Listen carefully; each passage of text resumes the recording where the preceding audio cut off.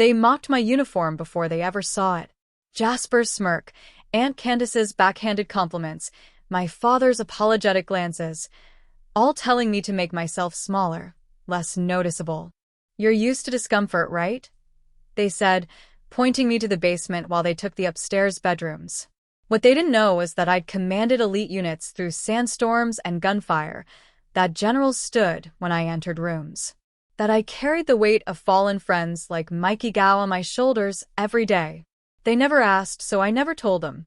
Colonel Laine Whitaker existed in classified briefings and combat zones, never at family dinners, until the day their precious CEO walked through the front door, snapped to attention, and saluted me in front of everyone. "It's an honor, ma'am," he said. And just like that, their carefully constructed narrative crumbled. They wanted a failure to feel better about themselves. Instead, they got me. Just before we get back to it, I'd love to know where you're watching from today, and if you're enjoying these stories, make sure you're subscribed. The familiar scent of pine and cinnamon hit me as soon as I stepped through the front door of my childhood home. For years. It had been 4 years since I'd walked these halls, felt the slight creak of the third floorboard from the entryway, or heard the gentle hum of the aging furnace working overtime during the holiday season. "Laine, you made it." My mother, Emma, rushed toward me with open arms. Her embrace felt like the only genuine welcome I would receive today. I deliberately dressed in civilian clothes, jeans, a cream sweater, and boots. Nothing that would hint at my real life. Nothing that would start the conversations I wasn't ready to have. "Hey, Mom."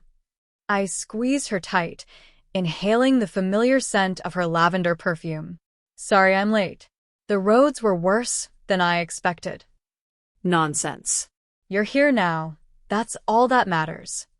She pulled back, hands still on my shoulders, examining me with motherly scrutiny. "You look thin. Are they feeding you properly?" Before I could answer, my father appeared in the hallway. Dale Whitaker, regional sales manager at Reichner Industries, pillar of the community, and perpetually disappointed father. There she is.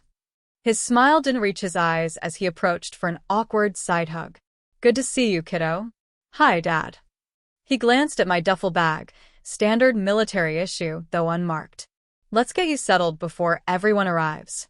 We've got a full house this year." As I followed him toward the stairs, he slowed his pace and lowered his voice. "Listen, Laine, about tonight, maybe don't go into too much detail about your, work stuff. You know how Aunt Patricia gets with her questions, and Candace will just use it as ammunition." I'd barely been home 2 minutes, and already the dismissal of my entire career had begun. "Sure, Dad," I replied, my tone deliberately neutral. "Wouldn't want to cause any drama." He nodded, missing the edge in my voice. Good, good. "Oh, and we've got you set up in the basement. Hope that's okay. Your cousins took the guest rooms, and with Candace and Roger in the blue room." "The basement is fine. I was used to worse. Much worse." "Great. "You're used to discomfort, right?" He chuckled at his own joke, but I didn't join in. The basement had been hastily prepared, an old futon made up with mismatched sheets, a space heater humming in the corner, and boxes of Christmas decorations stacked against the wall. This was apparently my place in the family hierarchy now. I set my bag down and took a deep breath. 4 days. I just needed to survive 4 days. 2 hours later, the house was filled with a chaos of extended family. Aunt Patricia and Uncle Greg arrived with their children, my cousins Jasper and Bryn. Aunt Candace and Uncle Roger followed shortly after with their daughter Sloan. The air buzzed with conversation about promotions, vacations, and neighborhood gossip. I stood in the kitchen, helping my mother with the final dinner preparations, when Jasper sauntered in, phone in hand, designer watch glinting on his wrist. Well, if it isn't G.I. Jane," he smirked, leaning against the counter. At 32, Jasper was 4 years my senior, and never let me forget it. "Still playing soldier, Laine?" I continued chopping carrots without looking up. "It's good to see you too, Jasper. Seriously though, when are you going to get a real job? You know, one with actual prospects." He reached over to snag an olive from a nearby platter. "Dad says the military is just welfare for people who couldn't cut it in the private sector." My knife paused mid-chop. I could feel my mother tense beside me. Jasper, honey, she intervened, would you take these rolls to the dining room? He shrugged and grabbed the basket, but not before adding, just saying, "'Cause some of us have actual careers." As he left, my mother touched my arm gently. Don't mind him. He's just Jasper. I nodded, resuming my chopping with perhaps more force than necessary. What would they say if they knew? If they could see the classified commendation locked in my apartment safe? If they knew what Colonel Laine Whitaker had endured and accomplished? But they didn't know.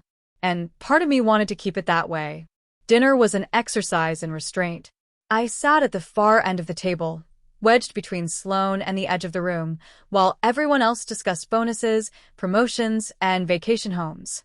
Laine, Aunt Candace called across the table, glass of wine in hand. You look healthy. Military food must be better than we here. It's fine, I replied simply. Such a shame you never settled down with someone stable, she continued, seemingly oblivious to the discomfort she was causing. You know, Amanda Wilson's daughter married that surgeon from Boston. 2 kids already and a house in the suburbs. I'm happy with my choices, I said, forcing a smile. Of course you are, dear. Her tone suggested otherwise. I caught sight of Bryn whispering something to Jasper, both of them glancing my way before stifling laughter. It stung more than I expected.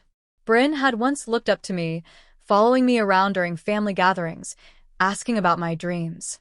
Now, at 23, she had clearly adopted the family's collective judgment. My father cleared his throat. Well, we have exciting news. Jasper has been offered a position in the marketing department at Reichner. The table erupted in congratulations. It's not a big deal, Jasper said with false modesty. Just putting my MBA to good use. Not a big deal? Uncle Roger boomed. Working under the same roof as your uncle, at one of the most prestigious companies in the country? That's the kind of smart career move that builds a future. I felt eyes flicker toward me, the unspoken comparison hanging in the air. And, my father added, practically beaming, Mr. Reichner himself is stopping by tomorrow morning. He's in town for the holiday charity gala and wanted to discuss the Simpson account. Callum Reichner? Coming here? Aunt Patricia gasped. Yes, Dad confirmed, unable to hide his pride. It's a tremendous opportunity to show him the kind of family values Reichner Industries is built on. I pushed my food around my plate, suddenly not hungry. I knew what that meant. I was part of the family that needed to be hidden away, not showcased. Later, as I helped clear the dishes, I overheard my father on the phone in his study. Yes, sir. Everything is prepared for your visit tomorrow. No inconvenience at all. We're honored, truly. A pause. Oh, my daughter? Yes, she's visiting, but, well, she's in the military. Nothing special, just... Yes, I understand the company's commitment to veterans, but perhaps we could focus on Jasper's potential. He's got a real head for business. I set down the stack of plates I was carrying, my hands suddenly unsteady. Nothing special. The words echoed in my mind, joining a chorus of similar dismissals I'd heard over the years. A flash of memory hit me, the scorching heat of the desert, the weight of responsibility as I led my unit through hostile territory. The mission that had earned me my rank had been classified, the details known only to a select few. But it had been anything but nothing special. I slipped outside onto the back porch, needing air. The night was cold and clear, stars visible despite the neighborhood lights. I pulled my phone from my pocket, tempted to call Commander Gutierrez, to hear a voice that understood what I'd accomplished, what I'd sacrificed. Instead, I put the phone away and stared into the darkness. This was supposed to be my refuge, my home. Yet I felt more alone here than I ever had in the field. The door opened behind me, and my mother stepped out, a cardigan wrapped tight around her shoulders. It's freezing out here, she said, coming to stand beside me. I needed some air. She nodded, understanding in her eyes. They don't mean to be. She trailed off, unable to find the right words. Yes, they do, Mom. She didn't argue, just reached over and squeezed my hand. In that gesture was everything she couldn't say aloud, love mixed with helplessness. She was caught between her husband's world and her daughter's, unable to bridge the gap. I clenched my jaw and took a deep breath of the cold night air. 4 days. I just needed to survive 4 days. The first light of dawn filtered through the small basement window, casting long shadows across the floor. I'd been awake for hours, my body still on military time, my mind refusing to settle in this house full of memories and expectations. I closed my eyes, and suddenly I was back at boot camp 6 years earlier. The drill sergeant's voice echoed in my ears as I pushed through another set of push-ups, ignoring the snickers from some of the male recruits. Whitaker, you call those push-ups? My grandmother could do better, and she's been dead for 10 years. I gritted my teeth and pushed harder, arms trembling but refusing to give in. By the end of that day, I'd outperformed all but 2 of the men in my unit. The snickers had faded, replaced by grudging respect. The memory dissolved as footsteps creaked overhead. The house was waking up. I changed quickly into running clothes and slipped out before anyone could corner me for morning small talk. The familiar streets of Oak Ridge looked smaller somehow, the landmarks of my youth diminished by time and experience. I ran past my old high school, the park where I'd had my first kiss, the recruitment office where I'd signed my papers against my father's wishes. 5 miles later, I stopped at the small memorial park on the edge of town. My breath formed clouds in the cold morning air as I walked among the stones honoring local veterans. None of them knew about the missions I'd led, the lives I'd saved and lost. Sergeant Mikey Gao's face flashed in my mind. His quick smile, his terrible jokes, his unwavering loyalty. I could still hear his voice over the radio that day. "Colonel, I've got eyes on the target. Moving to secure the perimeter." Those were the last words he ever spoke. The ambush had been swift and deadly. I'd given the orders that put him in position. He died protecting me and our unit. I touched the memorial stone, though Mikey's name wasn't on it. His sacrifice, like so many others, remained classified. Known but unacknowledged. Like me and my own family. By the time I returned to the house, breakfast was in full swing. Aunt Candace was holding court at the dining table, talking animatedly about the CEO's impending visit. "Dale, you should put out those crystal glasses we gave you last Christmas. Make a proper impression." My father nodded eagerly. "Good idea. And I've already prepared some talking points about the new marketing strategy." "Jasper," Aunt Patricia chimed in, "make sure you mention your thesis on corporate expansion strategies. Mr. Reichner will be impressed by your foresight." I slipped past them toward the kitchen, hoping to grab coffee unnoticed, but Bryn spotted me. "Well, look who decided to join the land of the living," she smirked. "Sleep well in the dungeon?" "Just fine, thanks." I reached for a mug. "We're planning the seating arrangement for Mr. Reichner's visit," Aunt Candace announced, barely glancing my way. "Laine, perhaps you could help your mother prepare some refreshments while we chat with him?" Translation: stay out of sight. "Sure," I said, taking my coffee and heading back toward the basement. I need to shower anyway. As I passed the living room, I noticed Sloan sitting alone, scrolling through her phone. At 15, she was caught in that awkward space between childhood and adulthood, too young to join the important conversations but too old to be dismissed entirely. "Morning, Sloan," I offered. She looked up, a small smile breaking through her typical teenage reserve. "Hey, Aunt Laine. Not joining the strategy session?" She rolled her eyes. "Mom says I need to present well when the CEO comes, whatever that means. Probably just wants me to stay quiet and look pretty."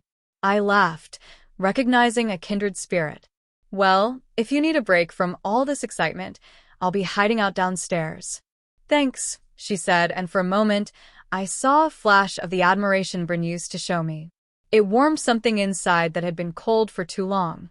Later that morning, I found myself helping my mother in the kitchen while everyone else scattered to prepare for Callum Reichner's arrival. I was chopping vegetables for a veggie tray, a task deemed appropriate for my skill set, apparently. "So," Mom began cautiously, "how are things really going?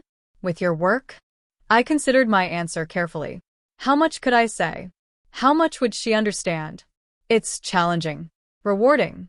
I'm good at what I do, Mom. I never doubted that, she said softly. Your father just worries. After what happened to your Uncle James in Vietnam. I know. My father's brother had returned from war a changed man, haunted by what he'd seen. Dad had spent my childhood telling me military service was a dead end, a waste of potential. He'd never forgiven me for enlisting. He's proud of you, you know, in his own way. I didn't respond to that. The evidence suggested otherwise. And what about you?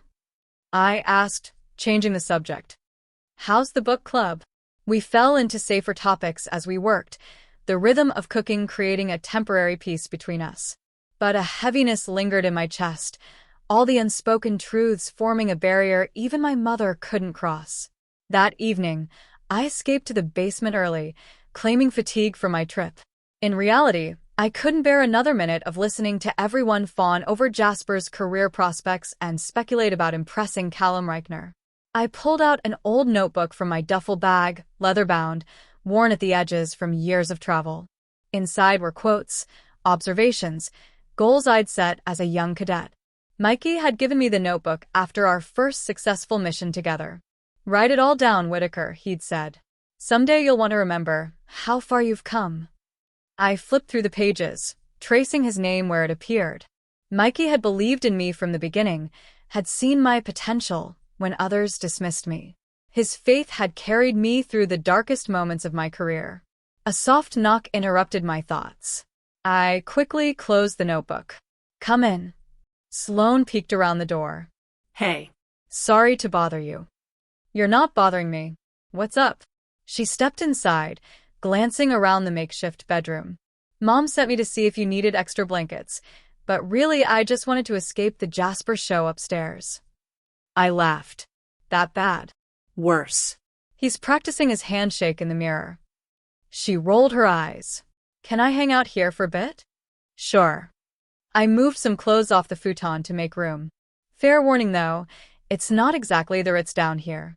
Better than listening to Mom and Aunt Patricia debate which tie Dad should wear tomorrow. She sat down, pulling her knees to her chest. So, what's it really like? Being in the military? The question caught me off guard. No one in my family ever asked about my actual experience. It's complicated. I began. There are hard days. Really hard days. But there's also this sense of purpose, of being part of something bigger than yourself. Do you ever get scared? All the time, I admitted. But you learn to function despite the fear. To make decisions even when you're terrified. She nodded, absorbing this. Mom thinks I have anxiety issues because I get nervous before school presentations. Everyone gets nervous, Sloan. Even people who seem completely confident. Even you. Especially me. I smiled at her. Before every mission, every briefing with high-ranking officers, every difficult decision. But you do it anyway. I do it anyway. We sat in comfortable silence for a moment before she spoke again. They don't get it, do they? The rest of them. What you actually do. No, I said softly. They don't. Another knock at the door interrupted us. Aunt Candace's voice called out, Sloan? Are you down there? It's time to go over your outfit for tomorrow. Sloan sighed. Coming, Mom. She stood reluctantly. Thanks, Aunt Laine. Anytime, kiddo. After she left, I pulled out my phone and scrolled to Commander Gutierrez's number. Before I could talk myself out of it, I hit call. She answered on the third ring. Colonel Whitaker. This is unexpected, Commander. The familiar formality in her voice centered me. Sorry to call so late. No apology necessary. How's civilian life treating you? I hesitated. It's an adjustment. That bad, huh? I could hear the smile in her voice. Family still doesn't know? No. And at this point, I'm not sure they'd believe me if I told them. Their loss. There was a sharpness to her tone that I appreciated. The Pentagon's still buzzing about the Nikolai extraction. General Waters mentioned your name in the briefing yesterday. I was just doing my job. No, you weren't. You were exceeding every expectation, as usual. She paused. We miss you here, Laine. The temporary assignment ends in 3 weeks. Have you thought about what's next? Every day, I admitted. But I haven't decided yet. Well, whatever you choose, you've earned it. Remember that. After we hung up, I lay back on the futon, staring at the ceiling. Commander Gutierrez's words echoed in my mind. You've earned it. Had I? Sometimes I wasn't sure. Sometimes the weight of Mikey's death and all the others overshadowed everything I'd accomplished. I reached into my bag and pulled out a challenge coin, a special one given to me by my unit after the mission that earned me my promotion to colonel. The metal was cool against my palm, the engraved symbols a reminder of oaths taken and kept. For the first time since arriving home, I allowed myself to cry, quietly, in the basement where no one could hear me. For Mikey. For the person I'd been before war changed me. For the family connections I might never repair. Tomorrow, Callum Reichner would arrive, and my family would continue pretending I was nothing special. And I would continue letting them believe it, because what else could I do? Morning arrived with a flurry of activity upstairs. The heavy footsteps and urgent voices told me that CEO Day preparations were in full swing. I dressed in simple jeans and a blue sweater, nice enough to be presentable but not trying too hard. What was the point? When I emerged from the basement, the house had transformed. Fresh flowers adorned every surface, the good china was set out on the dining table, and everyone was dressed like they were heading to a country club luncheon. "Oh, there you are," my mother said, spotting me from the kitchen. "We were beginning to think you'd sleep through the whole thing." "Wouldn't want to miss the excitement," I replied dryly. Aunt Candace swept into the room, immaculate in a cream pantsuit. Her eyes darted over my outfit with poorly concealed disapproval. "Laine, darling, didn't you bring anything a bit more formal?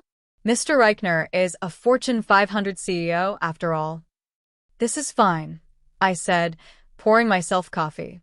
"I'm not the one trying to impress him." She clicked her tongue. "Well, perhaps wear something simple and just help Emma serve the refreshments. No need to draw attention." Before I could respond, Jasper, Bryn, and Roger appeared, ready for their morning walk, a family tradition during the holidays. Jasper was already in full networking mode, dressed in pressed khakis and a blue button-down that matched his father's. "Coming with us, Laine?" Roger asked, more out of obligation than genuine invitation. "Sure," I said, surprising them. "I could use some fresh air." We set off down the quiet neighborhood streets, frost crunching beneath our feet. Jasper immediately launched into a monologue about his career aspirations. Reichner Industries is just the stepping stone, of course. 5 years there, build my network, then maybe venture capital or start my own consultancy. "Sounds like you've got it all figured out," I said. "That's the difference between us, cuz," he smirked. "Some of us plan for success instead of just following orders. And some of us don't know when to shut up," I muttered, too quietly for him to hear. Bryn linked her arm with his. "Jasper's been featured in the alumni magazine twice already. They're calling him a rising star." "How nice for him. What exactly do you do in the military anyway?" Roger asked, his tone suggesting he expected my answer to involve peeling potatoes or filing paperwork. "I work in strategic operations," I said vaguely. "So, secretary stuff?" Bryn asked with faux innocence. I bit back the truth, that I'd commanded units in 3 countries, that I'd been responsible for missions that altered international relations, that I'd made life-and-death decisions while they worried about promotion tracks and office politics. "Something like that," I said instead. "Must be frustrating," Jasper continued, "being government property. No real autonomy, no chance for real achievement or recognition." I nearly laughed at the irony. If only he knew about the medals locked in my apartment safe, the commendations from generals and foreign dignitaries. "It has its moments," was all I said. By the time we returned to the house, my patience was wearing thin. I excused myself to the basement, needing space before I said something I'd regret. As I descended the stairs, the familiar nightmare flashed in my mind, the mission that had earned me my colonel rank but cost Mikey his life. The desert heat. The unexpected intelligence about a high-value target. The split-second decision to change our approach. Mikey volunteering to take point. The sudden eruption of gunfire. My voice shouting orders over the chaos. Mikey's body, motionless in the dust. I gasped, gripping the stair railing as the memory receded. These flashbacks had been less frequent lately, but being here, surrounded by people who couldn't begin to understand, seemed to trigger them. When I reached the bottom of the stairs, I froze. Sloan was sitting on my futon, a folder open on her lap. A folder containing printouts about me. "What are you doing?" I asked, my voice sharper than intended. She jumped, eyes wide with guilt and something else. Awe. I'm sorry, she stammered. "I was looking for you, and then I saw these fell out of your bag and—" She held up a newspaper clipping with a blurry photo of a military ceremony. "This is you, isn't it? Colonel Laine Whitaker." My heart pounded. "Where did you get that?" "I searched your name online last night," she admitted. "After we talked. There wasn't much, but there was this article about a covert operation leader being promoted to colonel. And then I found these in your bag when I came to see if you were here." I moved forward and gently took the folder from her hands. Inside were the few public acknowledgments of my service I'd allowed myself to keep, carefully selected articles that mention my rank but few details, a photo from my promotion ceremony with faces of my team blurred for security, a letter of commendation with most of the text redacted. "Am I in trouble?" Sloan asked quietly. I sighed, sitting beside her on the futon. No. "But this isn't something I share with the family." "Why not? You're a hero. It says here you led some kind of rescue mission that saved American lives." "It's complicated, Sloan. Because they wouldn't understand? Or because they wouldn't care?" The question hit too close to home. Maybe both. She was quiet for a moment, processing. "Does my mom know? Or Uncle Dale?" No. "And I'd prefer to keep it that way." "But why?" "They're all upstairs planning how to impress some corporate big shot when you've done things that actually matter. Things that saved lives." I smiled at her indignation on my behalf. Sometimes it's easier to let people believe what they want to believe.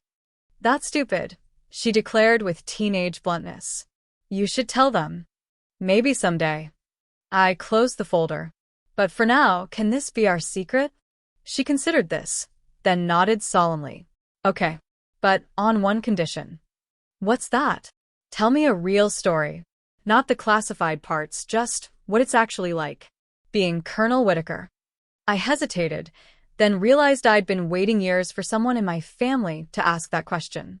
So I told her about basic training, about the first time I led a successful mission, about the weight of responsibility when other people's lives depend on your decisions. I kept it age-appropriate but honest, not sugarcoating the challenges or the fears. She listened with rapt attention, asking thoughtful questions that surprised me with their maturity. It felt good, better than I'd expected, to finally share even this small part of myself with someone who carried the same blood. Our conversation was interrupted by a call from upstairs. Sloan. "Laine, where are you? Mr. Eichner will be here in 30 minutes. Reality crashed back. I carefully tucked the folder into my duffel bag. "Remember our secret." She nodded, then impulsively gave me a hug. "I know who you really are," she whispered. Upstairs, the tension was palpable. My father paced in the living room, rehearsing talking points under his breath. Jasper stood before a mirror in the hallway, practicing his handshake and smile. Aunt Candace directed everyone like a general before battle, though the comparison made me smile privately. "Laine," she said when she spotted me, "would you help Emma bring out the appetizer trays when Mr. Eichner arrives? And maybe stay in the kitchen during the business discussion." "Whatever you need, Aunt Candace," I replied with practiced neutrality. My father paused his pacing to assess me. "Did you find something else to wear?" "This is fine, Dad." He frowned but was too preoccupied to argue. "Just try not to mention anything controversial. Mr. Eichner is very particular about company image." I nearly laughed. If he only knew the kinds of conversations I'd had with military and political leaders around the world, the negotiations I'd led, the diplomatic crises I'd helped navigate. "I'll be on my best behavior," I promised. As the appointed time drew near, everyone took their positions like actors in a play. My father and Jasper near the door to greet their guest of honor. Aunts and uncles arranged artfully in the living room. My mother and I in the kitchen, ready with refreshments. The doorbell rang precisely on time. I heard my father's overly enthusiastic welcome, followed by a deep voice responding with practiced charm. Glasses clinked, introductions were made. I stayed in the kitchen, arranging cookies on a silver platter, playing my assigned role. "Laine," my mother whispered, "can you bring this tray out? I need to check on the coffee." I nodded, picked up the platter, and stepped into the living room where Callum Reichner held court. He was tall and distinguished, with silver-streaked dark hair and the confident posture of a man accustomed to power. Jasper hovered nearby, laughing too loudly at something the CEO had said. My father was mid-sentence, explaining some aspect of their latest marketing campaign, when he spotted me. "Ah, and this is my daughter, Laine," he said quickly, clearly hoping to move past the introduction quickly. "Just visiting for the holidays." I stepped forward with the tray, planning to set it down and retreat to the kitchen as expected. But as I moved closer, Callum Reichner's eyes locked with mine. His expression shifted from polite interest to shock, then recognition. "Colonel Whitaker?" he asked, his voice cutting through the room's chatter. Every head turned. My father froze mid-gesture. Jasper's mouth fell open. I stood perfectly still, the tray suddenly heavy in my hands. "Mr. Reichner, I had no idea you were related to Dale," he continued, stepping toward me. "This is an unexpected honor." Before I could respond, he did something that sent a shockwave through the room. Callum Reichner, CEO of a Fortune 500 company, a man my family had been desperately trying to impress, snapped to attention and saluted me. "It's an honor, ma'am." The silence that followed was absolute. I could feel the collective confusion, the disbelief radiating from my family. Sloan, standing in the doorway, didn't bother hiding her grin. The carefully constructed narrative about who I was, the family disappointment, the underachiever, the one who needed to be hidden away during important visits, crumbled in an instant. And in that moment, as I set down the tray and returned Reichner's salute with practiced precision, I realized that my two worlds had finally, inevitably collided. There would be no going back.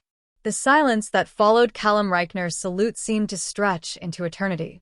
I could almost hear the collective gears turning in my family's minds as they struggled to process what was happening.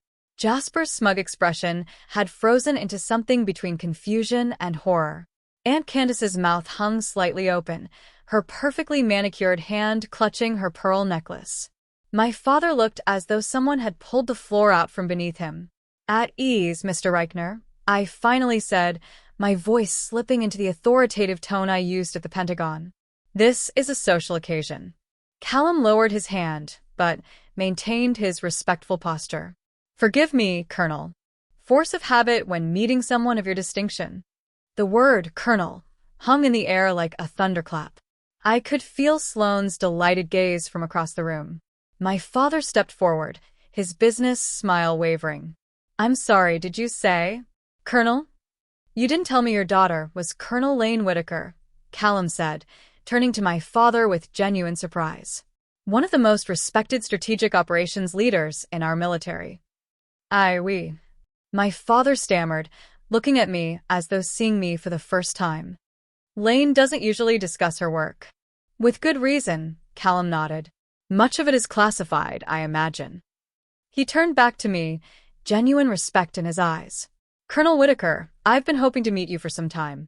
When the Joint Chiefs mentioned your name at last month's defense contractor briefing, I had no idea I'd have the opportunity so soon." Another wave of shock rippled through the room. Joint Chiefs. Defense briefing. These weren't terms my family associated with me. "You're familiar with my work?" I asked carefully. "As much as anyone outside certain clearance levels can be," he smiled. "The rescue operation in Eastern Europe 2 years ago, one of our senior engineers, was among those extracted. He speaks of you with the highest regard." Jasper stepped forward, his composure somewhat recovered. "I'm sorry, there must be some mistake. Laine is just a highly decorated officer who has served her country with exceptional distinction," Callum finished for him. though I understand much of your work remains classified. I nodded, not trusting myself to speak. This was surreal, having my accomplishments acknowledged in the last place I expected it. Perhaps we should all sit down, my mother suggested, her steady voice a lifeline in the chaos. The coffee is ready. We moved to the living room, the original seating plan abandoned as everyone scrambled to adjust to this new reality. Suddenly, no one was suggesting I stay in the kitchen. How long have you held the rank of colonel, if you don't mind my asking? Callum inquired once we were seated. 3 years, I answered. Before that, I was a lieutenant colonel with the Special Operations Command. Aunt Candace leaned forward. But you never mentioned, we thought you were just what, Aunt Candace? I asked quietly. She had the decency to flush with embarrassment. Well, an ordinary soldier. There's no such thing as an ordinary soldier, Callum interjected before I could respond. But Colonel Whitaker's service has been exceptional by any standard. My father cleared his throat. Laine has always been private about her career. Understandable, given the sensitive nature of her work, Callum nodded. He turned to address the room. Did you know that your daughter, your niece, has received commendations from 3 Secretary of Defense administrations? The collective intake of breath was audible. Even I was surprised by how much Callum knew. That information isn't widely shared, I said carefully. Privilege of being a major defense contractor, he smiled. We hear things. Jasper, who had been uncharacteristically silent, finally found his voice. But she never went to college, she enlisted right after high school. Actually, I corrected, I completed my bachelor's degree through the military's distance learning program. And my master's in international security from Georgetown. You have a master's degree? Bryn asked, her voice small. Among other qualifications, Callum added.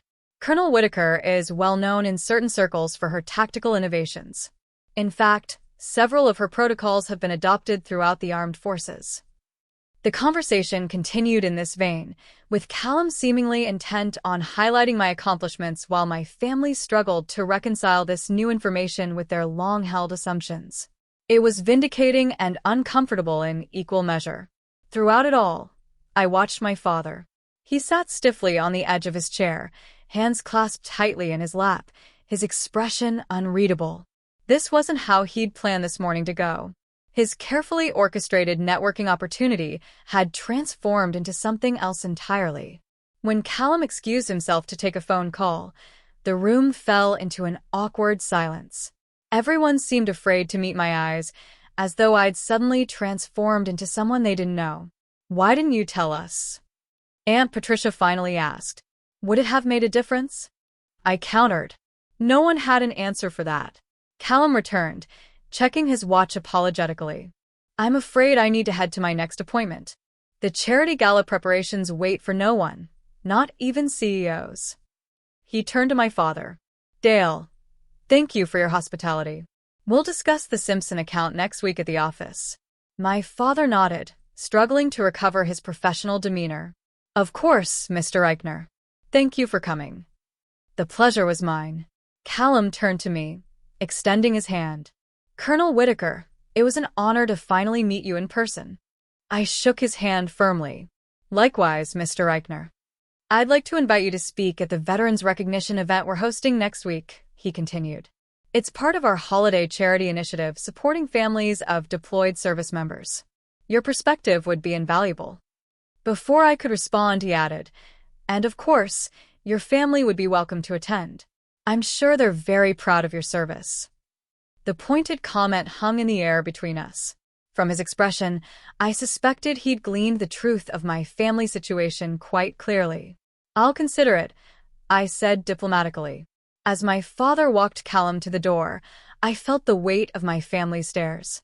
The narrative had shifted, and no one quite knew what to do with this new version of me. Sloan caught my eye from across the room and gave me a subtle thumbs up. At least one person was enjoying this unexpected turn of events. When my father returned, the room erupted into chaos. Everyone talking at once, questions flying from all directions. A colonel? How is that possible? Why would you keep that secret? What exactly do you do that's so classified? Does this mean you outrank most of the military? I held up my hand, using the same gesture that could silence a room full of junior officers. Surprisingly, it worked on my family too. Yes, I'm a colonel. Yes, much of my work is classified. And yes, technically I outrank about 98% of active military personnel. I took a deep breath. I didn't tell you because none of you ever really asked. You all decided who I was and what my choices meant a long time ago. My father stepped forward, his expression still stunned. You should have said something. Like what, Dad? Hey, by the way, I'm not the failure you think I am. Would that have changed anything? He flinched as though I'd struck him. That's not fair. We never thought. You did. I interrupted, years of pent-up frustration finally breaking through. All of you did. When are you getting a real job, Laine? Still playing soldier? Nothing special. I quoted his own words back to him. An uncomfortable silence fell over the room. No one could deny the truth of what I was saying. Jasper, never one to stay quiet for long, attempted to salvage his pride. Well, how are we supposed to know? It's not like you walk around in uniform. No, Jasper, I don't parade my service for validation. That's not why I do what I do. And what exactly is it that you do? Aunt Candace asked, her tone suggesting she still wasn't entirely convinced. I looked at her steadily. I lead people into dangerous situations to protect others. I make decisions that sometimes mean life or death. I serve something larger than myself or my ego. I paused. And most days I'm pretty good at it. My mother stepped forward, tears in her eyes. We had no idea, Laine. No idea at all. And that was the heart of it, wasn't it? They'd had no idea who I really was because they'd never bothered to look beyond their own assumptions. If you'll excuse me, I said quietly, I need some air. I walked out the front door without waiting for a response, breathing in the cold December air. Behind me, I could hear the eruption of voices, everyone talking at once again. Analyzing, questioning, reevaluating. It didn't matter. For the first time in years, I felt truly seen in my childhood home. And it had taken a complete stranger to make it happen. The house felt different after Callum Reichner's visit. Conversations stopped abruptly when I entered rooms. Glances followed me, curious, uncertain, sometimes embarrassed. My family orbited around me like I was a suddenly discovered planet, disrupting their well-established solar system. My father was the most affected. He buried himself in work, spending hours in his home office with the door firmly closed. When we did cross paths, he was overly polite, almost formal, as though speaking to a visiting dignitary rather than his daughter. I gave them all space, taking long walks around the neighborhood, visiting old haunts, calling Commander Gutierrez for updates on our unit. I considered cutting my visit short, but something kept me there. A sense of unfinished business, perhaps. The morning after Reichner's visit, I came downstairs to find Aunt Candace alone in the kitchen, stirring sugar into her coffee with unusual concentration. Good morning, I offered, reaching for a mug. Laine, I was hoping to catch you alone. Her tone was artificially bright, nothing like the dismissive one she'd used before. I was thinking we could have lunch today, just as girls. There's a lovely new bistro in town. I regarded her with mild surprise. Any particular reason? Well, we hardly get to talk with you being so busy with your career. She leaned forward conspiratorially. I'd love to hear more about your experiences. It all sounds so exciting. The sudden interest was transparent. Now that she knew I had status, enough to impress someone like Callum Reichner, I was worth getting to know. Thanks for the offer, Aunt Candace, but I already have plans today. It wasn't entirely a lie. I'd promised Sloan I'd help her with a school project. Oh. Her disappointment seemed genuine. Another time, perhaps? Before you leave. Maybe, I said noncommittally, pouring my coffee. She hesitated, then asked, Is it very dangerous what you do? The question caught me off guard with its sincerity. Sometimes. I never thought that is, we always assumed. She struggled to find the right words. That I was wasting my potential? I supplied. She had the grace to look embarrassed. We didn't understand. You didn't try to, I corrected gently. She nodded, accepting the truth of it. No, we didn't. It wasn't quite an apology, but it was more self-awareness than I'd expected from Aunt Candace. Perhaps there was hope for my family after all. Later that day, I found Jasper in the living room, typing furiously on his laptop. He glanced up when I entered, his expression guarded. Working on a Saturday? I asked, sitting in the armchair across from him. Just updating my LinkedIn profile, he muttered. With Reichner himself coming to the house, it's a networking opportunity one can't waste. Of course. He continued typing for a moment, then closed his laptop with a sigh. This is bullshit, you know. What is? This whole situation. You show up after years of barely communicating, and suddenly you're some big military hotshot? It's like you set us up to look bad. I stared at him, incredulous. That's what you think happened here? Well, you never told anyone about your rank or whatever. Now we all look like idiots for not knowing. Maybe because every time I came home, all I heard was how I'd made the wrong choice. How I'd thrown away my potential. How disappointing I was. We were just concerned, he insisted. The military isn't exactly a prestigious career path. I laughed without humor. And there it is. You still don't get it. Get what? That not everything is about status or networking or impressing people at cocktail parties. I leaned forward. Some things are about service, Jasper. About putting something above yourself. He rolled his eyes. Here comes the patriotic lecture. No lecture, I said, standing up. Just an observation. You're so busy trying to climb the ladder that you've never stopped to ask if it's leaning against the right wall. I left him there, knowing my words wouldn't change him. Some revelations couldn't be forced. In the afternoon, I helped Sloan with her history project, an analysis of Cold War strategies that she'd suddenly decided to focus on military leadership. Her questions were thoughtful, her enthusiasm genuine. It was refreshing. Will you come to my school sometime? She asked as we wrapped up. For career day or something. The other kids would think you're so cool. I smiled. If your mom and dad are okay with it, sure. They will be now, she said with teenage bluntness. Now that they know you're important. The observation stung with its accuracy. Is that what you think too? That I'm only worth listening to because I have rank? She considered this seriously. No. I thought you were interesting before I knew. But... She hesitated. It does make it easier to stand up to mom when she says stuff about you. What kind of stuff? You know, about how you're wasting your life. How you'll never have financial security. How you'll end up alone because no decent man wants a woman who's gone all the time. She rolled her eyes. Boring, sexist stuff. I laughed despite myself. Well, thank you for defending my honor. That's what family does, right? She asked, suddenly uncertain. Defends each other? The simple question carried the weight of everything that had gone wrong in our family. Yes, I said softly. That's exactly what family should do.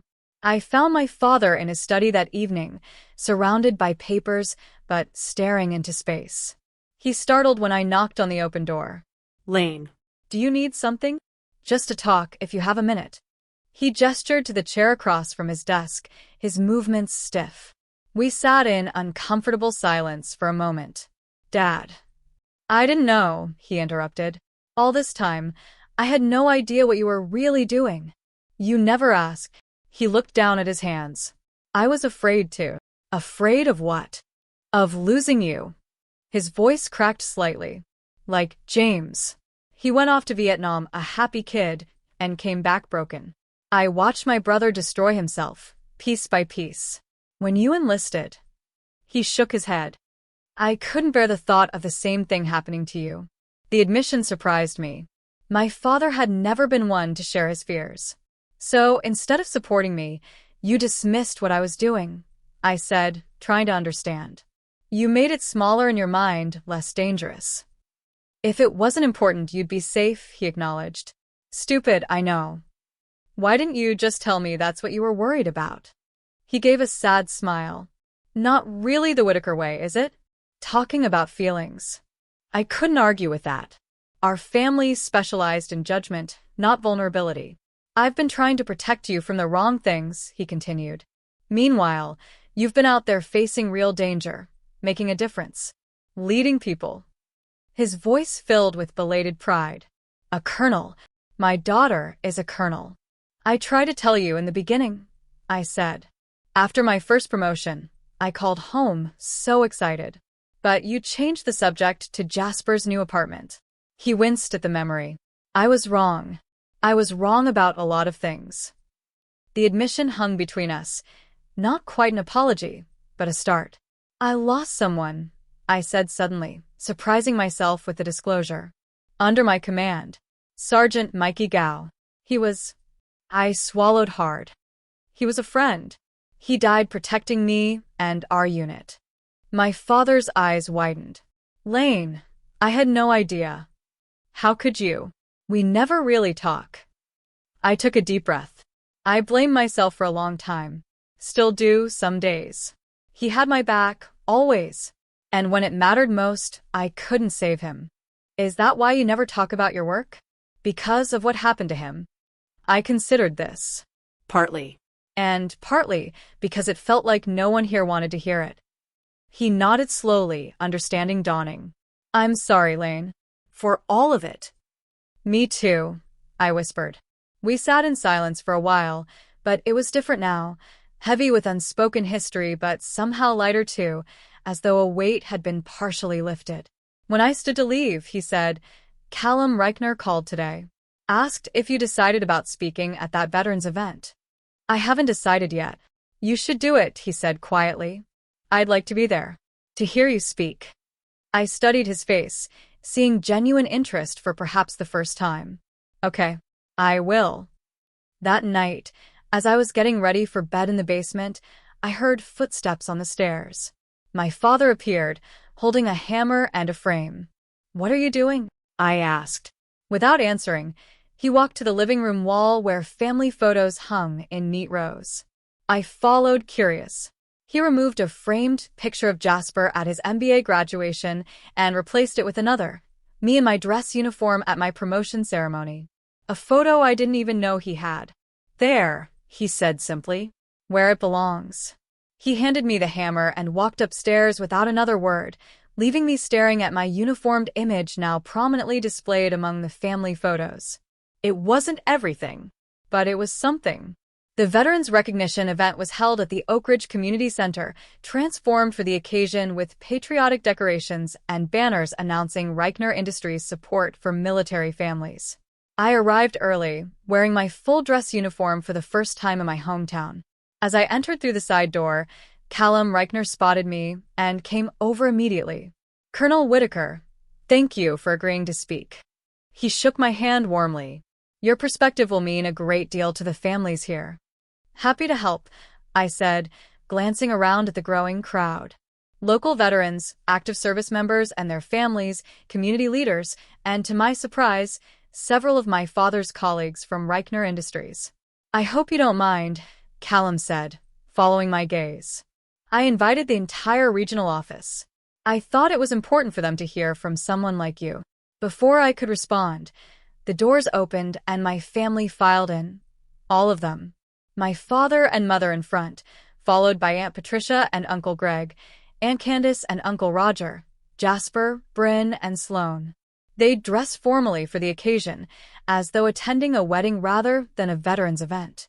My father spotted me and walked over, looking slightly awestruck at the sight of me in full uniform with medals displayed. Laine, he said quietly, you look official. I supplied with a small smile. Impressive, he corrected. Very impressive. The ceremony began shortly after. Callum took the stage to welcome everyone and outline Reichner Industries' commitment to supporting military families. He spoke about sacrifice and service, about the importance of remembering those who protect our freedoms. And then he introduced me. It is my great honor to introduce our keynote speaker, he said, his voice carrying across the hushed room. Colonel Laine Whitaker is one of the finest leaders I've ever had the privilege to meet. Her strategic innovations have transformed military operations. Her leadership has saved countless lives. Her commitment to her country and her fellow service members is an example to us all. I walked to the podium amid applause, my heart pounding. Public speaking had never been my favorite part of the job, but I'd learned to do it well. Still, speaking in front of my family felt different, more vulnerable somehow. "Thank you, Mr. Eichner," I began. "And thank you all for being here today." I looked out at the audience, catching my father's eye in the front row. He nodded encouragingly. "When people think about military service, they often focus on the sacrifice," I continued. "The time away from loved ones, the physical hardships, the danger. And those things are real, very real. But what doesn't get discussed as often is what service gives back to us." I spoke about finding purpose in protecting others, about the bonds formed under pressure, about learning what truly matters when everything is stripped away. "I've been blessed to serve alongside heroes," I said, my voice steady despite the emotion beneath. "Men and women who put others before themselves every day, not for recognition or reward, but because they believe in something greater than themselves." I told the story of my unit, carefully avoiding classified details, and the mission that had defined my career. I spoke about leadership in the face of fear, about making decisions when there are no good options. And I spoke about Mikey Gao. Sergeant Mikey Gao was more than my squad mate. He was my friend, my confidant, the person who always spoke truth when I needed to hear it. He died making sure the rest of us made it home. I paused, looking directly at my father. Not a day goes by that I don't honor his memory by trying to be worthy of his sacrifice. When I finished speaking, the room erupted in applause. I saw tears in several eyes, including my mother's. Sloan was clapping wildly, pride evident on her face. Even Jasper looked moved, though he tried to hide it. After the ceremony, people lined up to shake my hand, to share their own stories of service, or to thank me for mine. It was humbling and healing in equal measure. Eventually, the crowd thinned, and I found myself surrounded by just my family. There was an awkward moment of silence, and then Sloan broke it. "That was amazing, Aunt Laine," she said, hugging me tightly. "Thank you, sweetheart." One by one, the others offered congratulations and praise. Genuine this time, not the backhanded compliments I'd grown accustomed to. Even Jasper managed a sincere "well done." My father waited until the others had moved toward the refreshment table, then stepped forward. "I've never been more proud," he said simply. "Or more sorry for not seeing who you really are all these years." Dad. No, let me finish. "I was wrong, Laine. Wrong to dismiss your choices. Wrong to minimize your service. Wrong to let my fear keep me from supporting you." He took a deep breath. "I can't change the past, but I can promise to do better going forward." It wasn't everything we needed to say to each other, but it was a start, a foundation we could build on. "I'd like that," I said softly. 2 weeks later, as my leave was ending, I received a call from Commander Gutierrez. "Colonel, the temporary assignment ends next week. The Pentagon has offered you a new post." "What kind of post?" I asked, packing my duffel bag in the now familiar basement. "Strategic development at Fort Benning. It would keep you stateside for at least 2 years, with only occasional overseas travel. Less field work, more policy." "Sounds boring," I said, but I was intrigued. After years of constant movement, the idea of stability had a certain appeal. "It's also 4 hours from your hometown," she added. "Close enough for regular visits." I glanced at the family photo on my nightstand, a new one, taken at Christmas dinner after everything had changed. Everyone together, no one pushed to the margins or hidden away. "I'll think about it," I promised. After we hung up, I sat on the edge of the futon, considering the offer. For years, I'd kept my distance from home, physically and emotionally. It had been easier that way, a clean break from the judgment and misunderstanding. But things were different now. Not perfect, there were still awkward moments, still old habits to break. But different. Better. A knock at the door interrupted my thoughts. Sloan peeked in, wearing a West Point Academy sweatshirt I'd given her. "Mom says dinner's ready," she announced. "And Grandpa wants to know if you'll tell that story about the training exercise in Alaska." I smiled. Tell him I'll be right up." As I followed her upstairs, I realized something had shifted within me. The anger I'd carried for so long had begun to fade, replaced by something quieter, not quite peace, but getting there. My family would never fully understand what I'd experienced, the weight I carried, the responsibilities I shouldered. But they were trying now, and maybe that was enough. In the dining room, everyone was gathered around the table. My father had saved the seat at his right hand for me, a place of honor. My mother had prepared my favorite meal. Aunt Candace asked a thoughtful question about my next assignment. It wasn't perfect, but it was family. Later that evening, I stood on the front porch of my childhood home, looking out at the quiet street. Behind me, I could hear the warm sounds of family conversation, of connection being rebuilt piece by piece. I pulled out my phone and called Commander Gutierrez.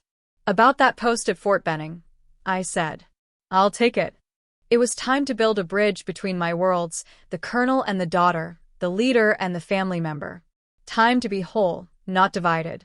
As I went back inside to share my decision, I caught sight of my uniformed photo on the wall, now hanging proudly among the family gallery. No longer hidden, no longer diminished. Finally seen. Not just for my rank or accomplishments, but for who I'd always been. A Whitaker who'd found her own path, her own kind of honor. And in doing so, helped her family find theirs. What would you sacrifice to be seen for who you truly are, not who others assume you to be? If this journey of hidden strength and family recognition touched your heart, please like, subscribe, and share for more stories that reveal the quiet power within us all.